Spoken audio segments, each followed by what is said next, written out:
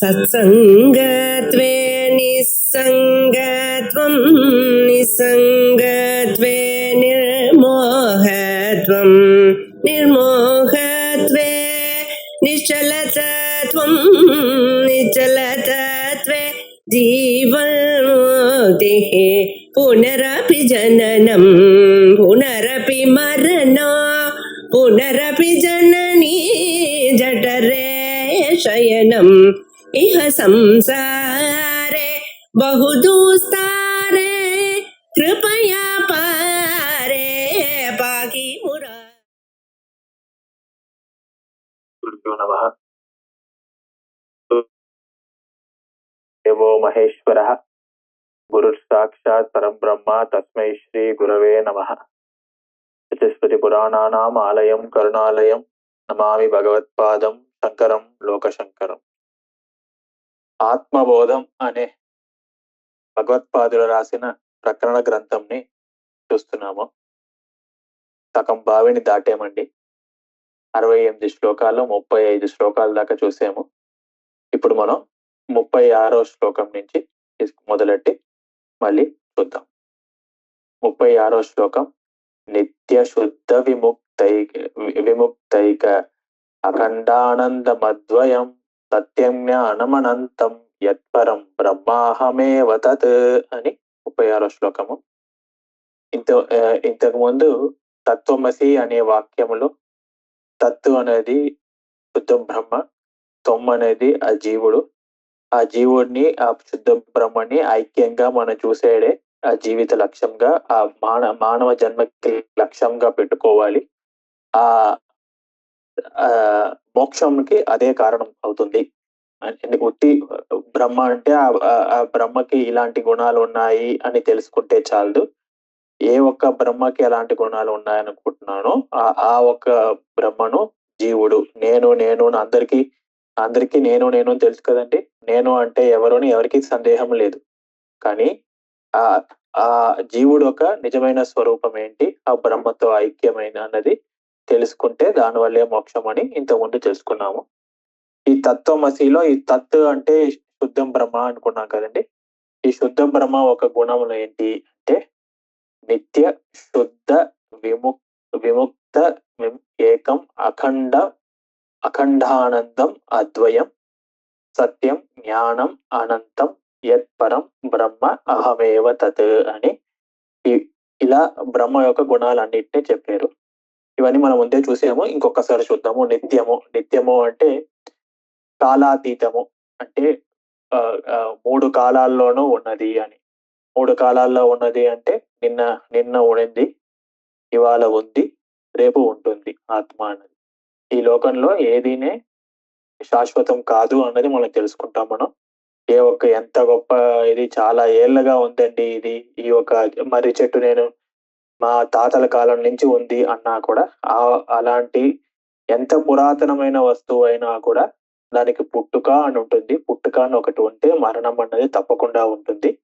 అలా పుట్టుక మరణం అన్నది లేనది ఆత్మ ఒక్కటే. దానికి అది అన్ని కాలాల్లోనూ ఉంటుంది అని. నిత్యము కాలాతీతము అని. శుద్ధము ఏ ఒక్క మాలిన్యము లేకుండా ఉంటుంది అని. విముక్తము అంటే ఈ పుట్టుక మరణము అని ఒక జనన మరణాలు ఒక మనిషికి తప్పకుండా మళ్ళీ భజగోవిందులో చెప్పినట్టు పునరపి మరణం పునరపి జననం పునరపి జనని జఠరే శయనం అన్నారు అక్కడ భాష్యకారులు. అంటే 9 నెలలు అమ్మ కడుపులో ఉండగా చాలా మన ఇప్పుడు ఒక చిన్న ఇంట్లో ఉంటే చాలా ఇరుగ్గా ఉంది అని కొంచెం విసుక్కుంటాము. అలా ఉండగా ఇంకా పుట్టని ఆ చిన్న పాప కడుపులో ఉండగా చాలా ఇరుకుగా తానగా తిండికి లేకుండా అమ్మ ఏం తింటుందో ఆ తిండే వచ్చి అక్కడే ఉన్న చోట్లోనే అక్కడ మలినం అంతా చేసి మలమూత్రాలన్నీ చేసి ఇవన్నీ ఇలా అమ్మ పైనే మొత్తం ఆధారపై ఉంది. ఏమాత్రం చోటు ఇటు అటు జరిగే చోటు కూడా లేకుండా 9 నెలలు అక్కడ కష్టపడితే ఆ పాప ఏమో నేను ఇంకా ఇంత కష్టమా పుట్టడము, ఇంకెప్పుడు నేను మనిషి జన్మ ఎత్తను, ఈ ఒక జన్మనే నా ఆఖరి జన్మగా చేసుకుంటాను, ఈ కష్టాలు మళ్ళీ పడను అని అనుకుంటూ పుడుతుందిట. పుట్టిన తర్వాత ఈ భూలోకమని పుట్టుకున్న వెంటనే ఈ భూలోకం ఒక మహిమ ఏంటంటే అవిద్య అన్నది చాలా పట్టుగా ఉన్న దేశము. ఆ అవిద్య వల్ల ఇన్ని రోజులు 9 నెలలు పడిన కష్టాలన్నీ మర్చిపోయి ఒక్కసారి అమ్మా అని గట్టిగా ఏడుపు అమ్మా అని కాదు, గట్టిగా ఏడుస్తాడు.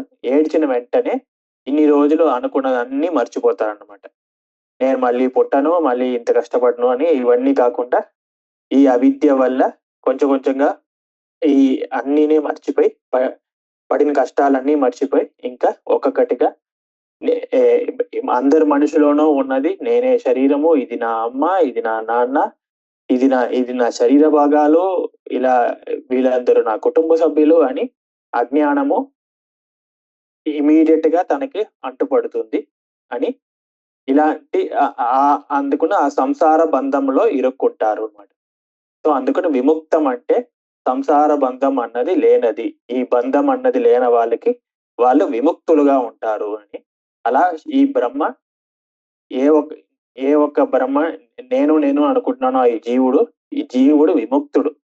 తనకి బంధాలు లేవు, కానీ తనకు బంధాలు ఉన్నాయి. తనకు అందరూ ఇది నా ఉద్యోగము, ఇది నా కుటుంబము, ఇది నా డబ్బు, ఇది నా దేశము, ఇది నా ఇల్లు అని ఆ బంధాలు తానుగా కల్పించుకుని దాని వల్ల బంధింపబడతాడు. తన ఆలోచనల వల్ల బంధింపబడతాడు, కానీ నిజంగా వాడు విముక్తుడే. ఈ ఆత్మ అన్నది విముక్తమైనదే అని, నిత్య శుద్ధ విముక్త ఏకము ఈ ఆత్మ ఒకటే ఉంది అని. అఖండం అంటే ఇది బృహదారణ్యక ఉపనిషత్తులో సైంధవ గణవత్ అని చెప్పారనమాట. ఉప్పు రాయి అని అంటారనమాట. ఉప్పు రాయి అంటే ఉప్పు రాయి మధ్యలో ఏ ఒక్క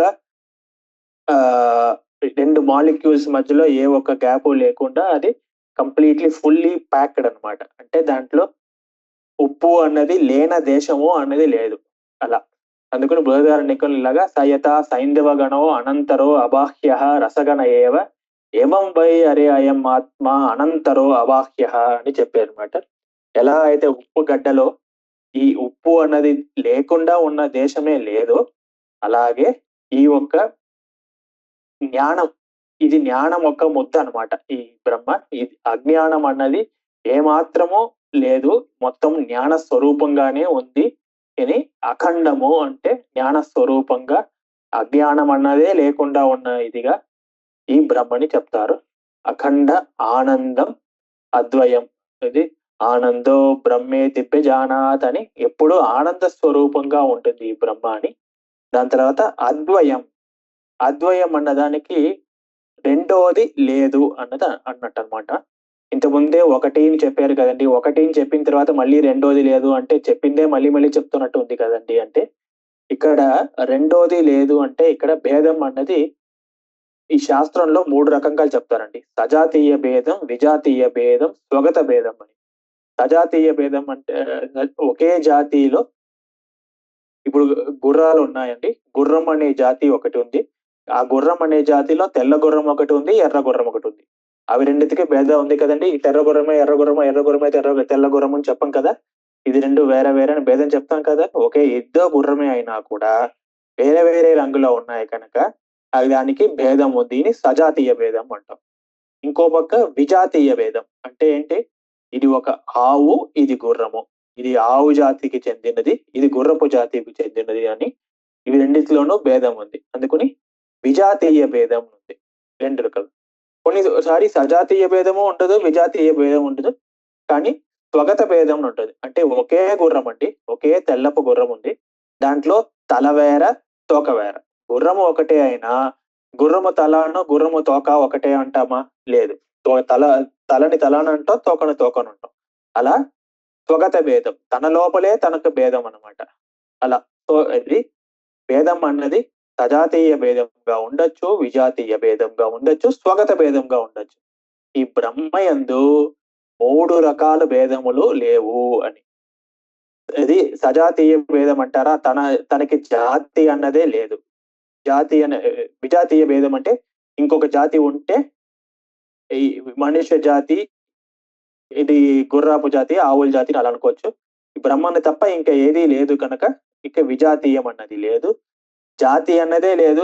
తన తప్ప ఇంకో పదార్థమే లేదు కనుక ఇంకా సజాతీయ భేదము అన్నది లేదు. స్వగత భేదం అన్నది కూడా లేదు. బ్రహ్మ యందు ఇది బ్రహ్మ యొక్క తల, బ్రహ్మ ఒక తోక అని ఇలా విడివిడిగా చెప్పింది కూడా లేదు. ఎప్పుడు ఒకే పదార్థముగా ఉంటుంది కనుక బ్రహ్మ అలా ఏకమని చెప్పి, ఏకముకి అద్వయంకి ఏంటి భేదం అంటే, ఏకం అంటే ఒకటి, అద్వయం అంటే భేదము లేదు అని. భేదము లేదు అంటే ఇలా 3 రకాల భేదాలు ఉన్నాయి, 3 రకాల భేదములు లేదు అని. అందుకని ఎక్కడైనా మీరు ఏకము అద్వయం అని చెప్తే రెండు ఒకటే కదా అర్థము అని మనం అనుకోకూడదు అనమాట. ఇంకా మనకి శాస్త్రం చదువుకున్నాడు కనుక ఇలా చెప్పగలగాలి మనం. దాని తర్వాత సత్యం జ్ఞానం అనంతం యత్ పరం బ్రహ్మ అహమేవ తత్ అని. ఇది ఇంతకు ముందే కూడా చూసాము. ఇది తైత్తరీయ ఉపనిషత్తులో బ్రహ్మానంద వల్లిలో బ్రహ్మవిదాప్నోతి పరం తదేశాభ్యుక్త సత్యం జ్ఞానం అనంతం బ్రహ్మ యో వేద నిహితం గుహాయాం పరమే వ్యోమన్ తో అశ్నుతే సర్వాన్ కామాన్ సహ అని. ఇది ఇలా శృతి వాక్యం, సత్యం జ్ఞానం అనంతం బ్రహ్మ అని. ఇది బ్రహ్మ సత్యస్వరూపము అంటే 3 కాలాల్లోనూ అది నాశం అవ్వదు. సత్యత్వం అంటే ఏంటండి? ఎన్నడూ నాశం అవ్వదు అన్నది సత్యం అని. అంటే ఒక కాలంలో ఉండి ఇంకో కాలంలో లేకుండా ఉండిందంటే అది అబద్ధం అయిపోతుంది. అలా కాకుండా ఎన్నడూ నిజంగానే ఉంటుంది అంటే అది సత్యము అని. జ్ఞాన స్వరూపంగా ఉంటుంది, అది ఎన్నడూ చైతన్య స్వరూపంగా ఉంటుంది కనుక అది జ్ఞానము అంటాము. అనంతం అనేది కాలాతీతము అని ఇంతకు ముందే చూసాము. అలా సత్యం జ్ఞానం అనంతం బ్రహ్మ యత్ పరం బ్రహ్మ అహమేవ తత్. చెప్పింది బ్రహ్మ ఒక గుణాలు చెప్పింది ఏంటండి?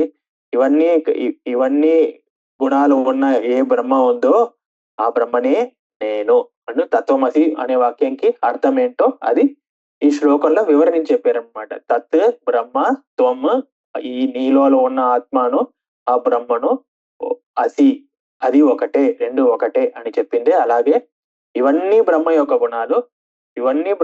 గుణాలు, ఏం చెప్పానో అదే అహమేవ తత్, నేనే అది అని తెలుసుకోవాలి అని ఇది 36వ శ్లోకం చూసాను అనమాట.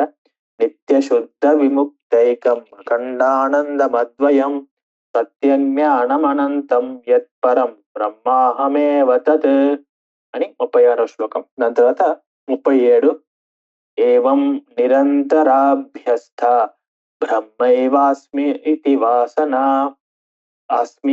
వాసన హరతి అవిద్యా విక్షేపాన్ రోగాని వరసాయనం. ఏంటి సార్ మీరు వేదాంతం చెప్పిందే మళ్ళీ మళ్ళీ చెప్తారు, ఎన్నిసార్లు చెప్తారండి ఇలా బ్రహ్మ అంటే ఇలా అని, జీవుడు అంటే ఇలాగాని, ఈ జీవుడు బ్రహ్మ ఒకటే అని ఎన్నిసార్లు చెప్తారు మీరు? ఇంటిదాకా ఇలా అభ్యాసము అంటారు, అభ్యాస దోషము అంటారు. అంటే ఒక విషయం చెప్పామంటే దాన్ని మళ్ళీ ఇంకొకసారి చెప్పకూడదు. ఇంకొకసారి చెప్పారంటే ఇంకా రెండోసారి ఎందుకు చెప్పారో దాని ఒక ప్రాముఖ్యత ఏంటి అన్నది చెప్పాలన్నమాట. ఏ ఒక పుస్తకంలోనో ఏ ఒక గ్రంథంలోనో చెప్పిన విషయాలు మళ్ళీ చెప్పకూడదు అని. కానీ ఈ వేదాంతంలో మట్టుకు ఆ దోషం రాదండి.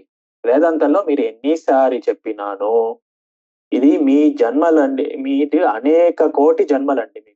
మీరు ఈ మనుష్య జన్మ ఎత్తిందుకు ముందు ఎన్నో కోట్ల జన్మాలు ఎత్తారు.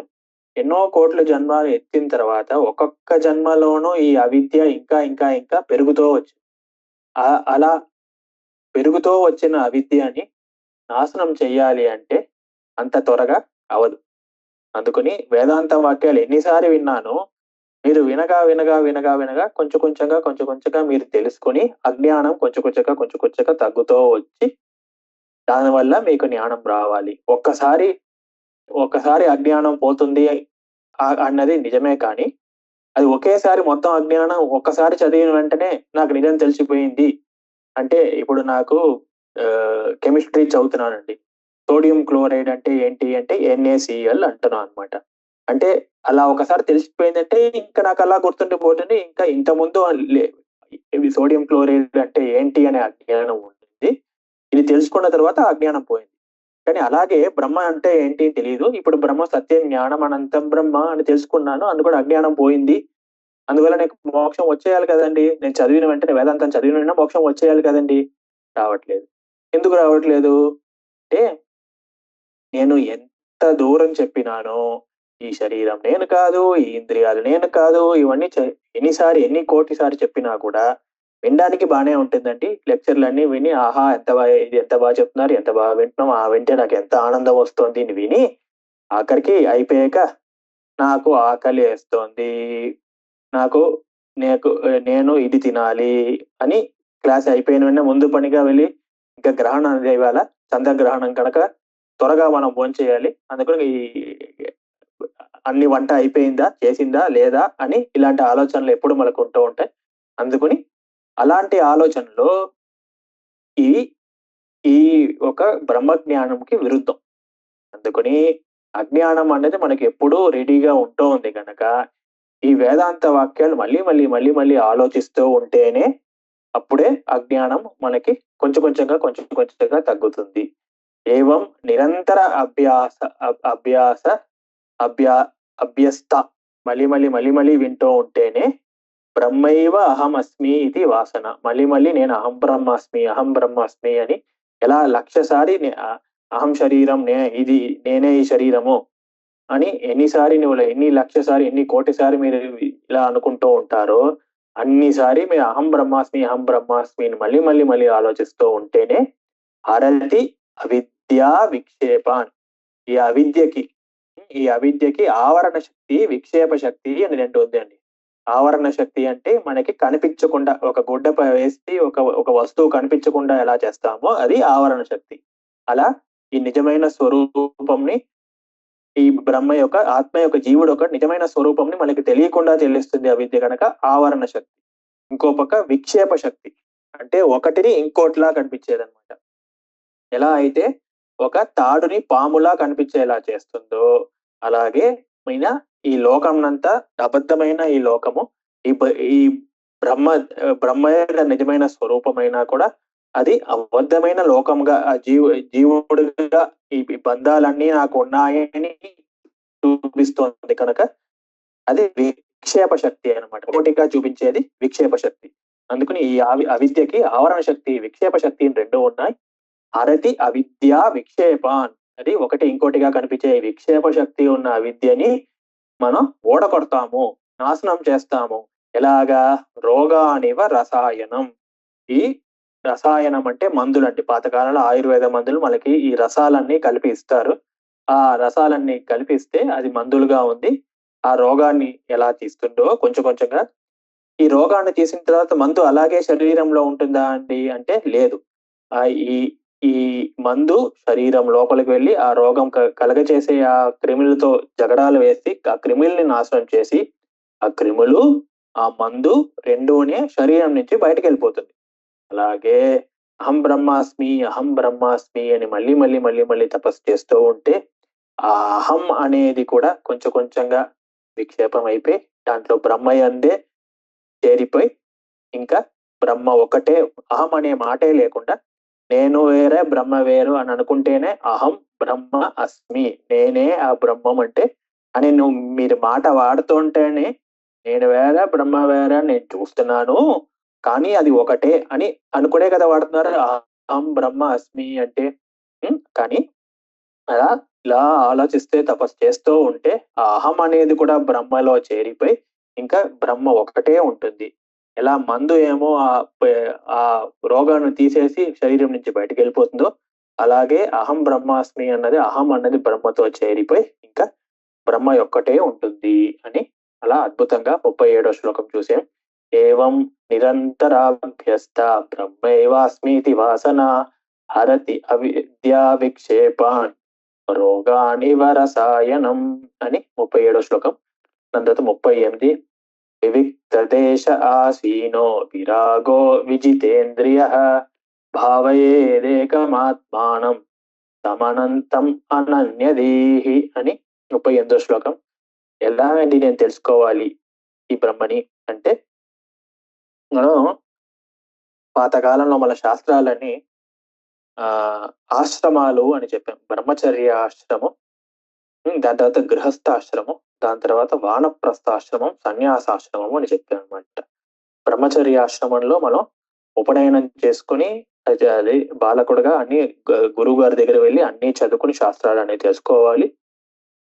గృహస్థాశ్రమంలో మనల్ని పెళ్లి చేసుకుని ఇది భార్యతో పాటి మన యాగాలు ఆ క్రియలన్నీ ఆ పరమేశ్వరుడు అర్పణంగా చెయ్యాలి. చేసిన తర్వాత వానప్రస్థాశ్రమం పెట్టారు. వానప్రస్థాశ్రమం అంటే ఏంటంటే, ఇప్పుడు రాజుగారు ఉన్నారంటే తన ఆస్తులంతా, తన రాజ్యం అంతా తన పిల్లలకి అప్పచెప్పి తన వనానికి వెళ్ళి తపస్సు చేసుకునేది అని అలా అలవాటుగా అలా ఉండేదన్నమాట. ఈ కాలంలో వానప్రస్థం అంటే ఏంటది అంటే, ఇక్కడ నుంచి నేను అడవికి వెళ్ళిపోతానంటే ఒప్పుకోదు కదండి గవర్నమెంట్. నేను అడవిలో వెళ్ళి ఉంటాను అంటే అక్కడ జంతువులు ఏదైనా చంపేస్తాయి కదా. అలా ఇప్పుడు ఈ కాలంలో పాత కాలంలో అడవికి వెళ్ళదాం అనే కాన్సెప్ట్ లేదనమాట.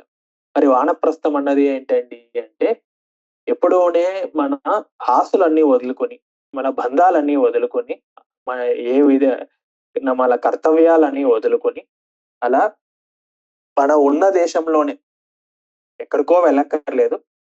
దీనికోసం అడవికి వెళ్ళడం అవన్నీ కాకుండా ఉన్న దేశంలోనే మనకి ఇలాంటి బంధాలు, ఇలాంటి డిస్ట్రాక్షన్స్ అన్ని ఎంత తక్కువ వీలైతే అంత తక్కువ ఉన్న దేశమే అది వానప్రస్థముగా అనుకుంటాం అనమాట.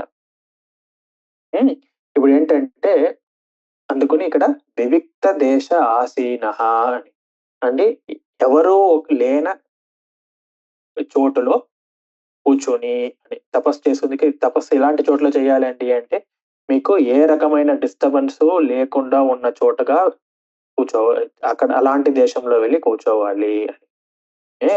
ముందే మనకి మనసు అన్నది నిలబడి ఉండదు.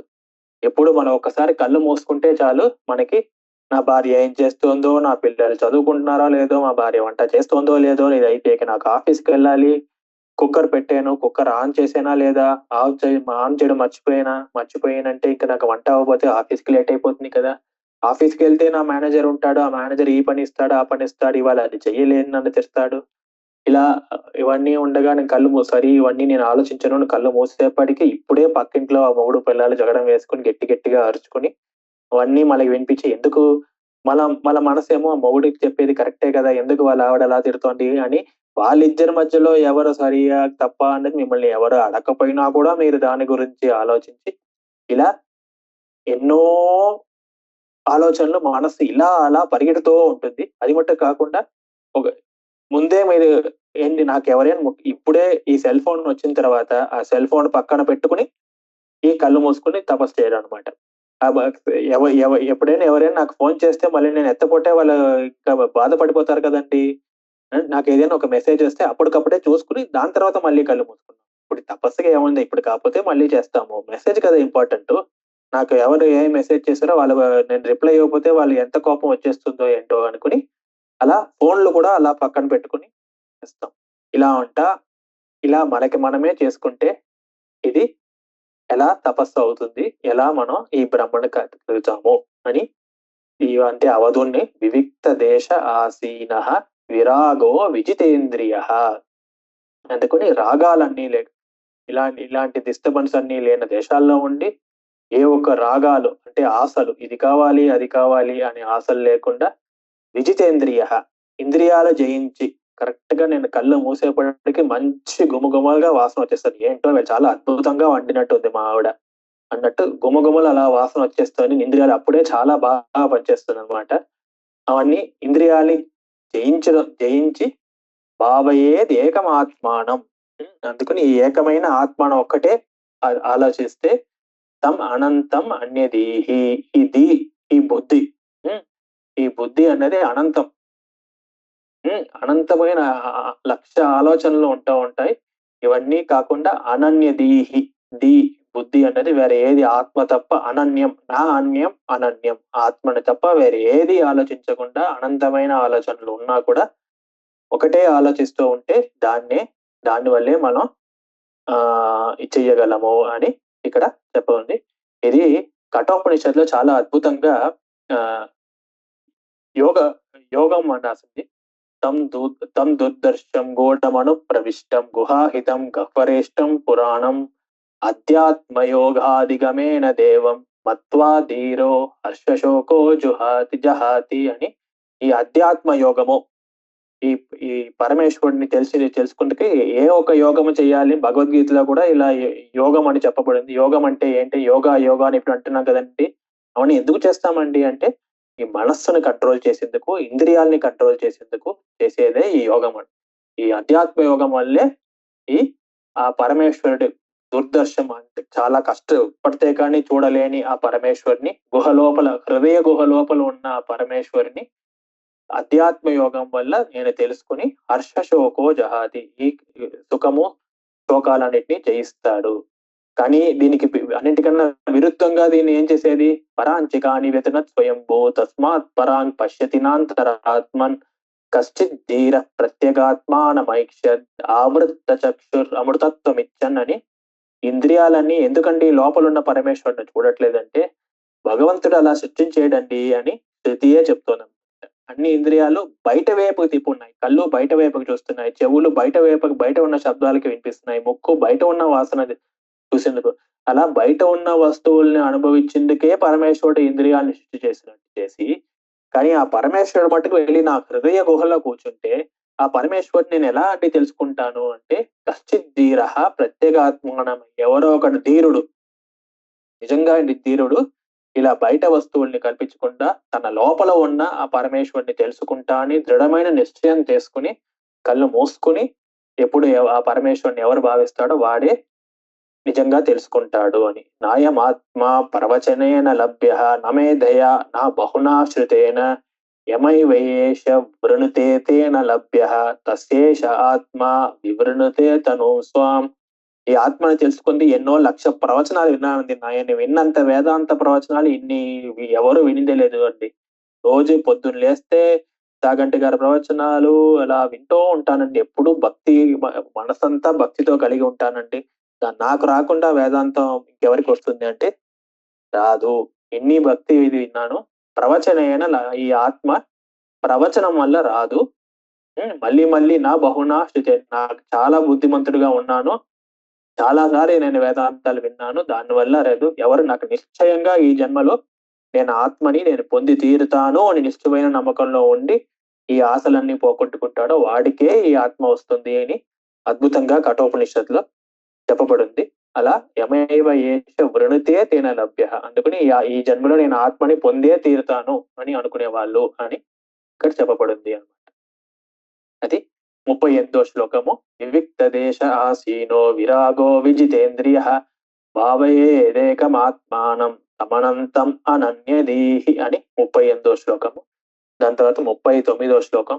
ఆత్మన్యేవాఖిలం దృశ్యం ప్రవిలాప్య ధియా సుధీహి భావయేదేకమాత్మానం నిర్మలాకాశవత్సదా. అలా ఇంతకుముందు చెప్పినట్టు